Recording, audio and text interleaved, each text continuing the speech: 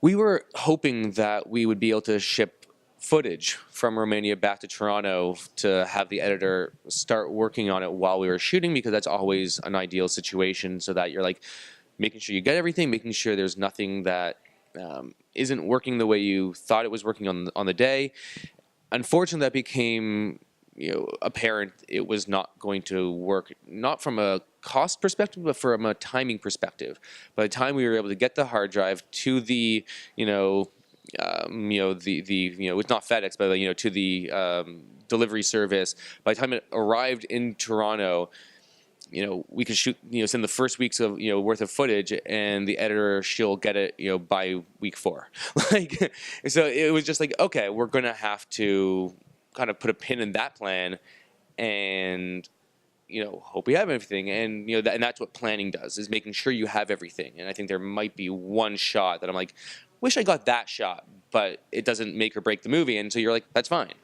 So out of everything, if I'm missing one shot that I'm like, probably should have gotten it, it's like, you're in pretty good shape.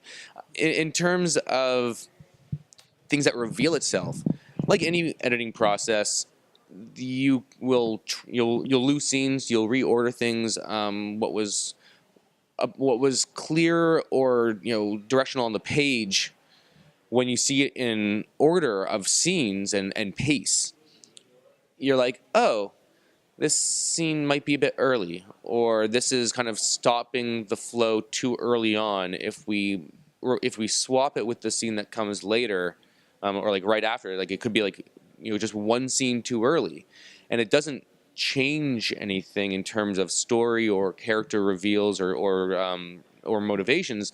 It just becomes a pacing thing.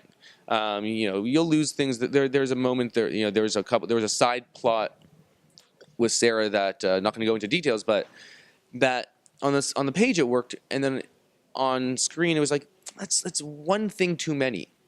And so we actually cut out that subplot, and then in the editing process, the editor's like, oh, if we move this scene earlier and intercut between these two scenes now, of like Aaron on the phone and Sarah in her bedroom, they were isolated moments before, but now it takes on a whole new context, because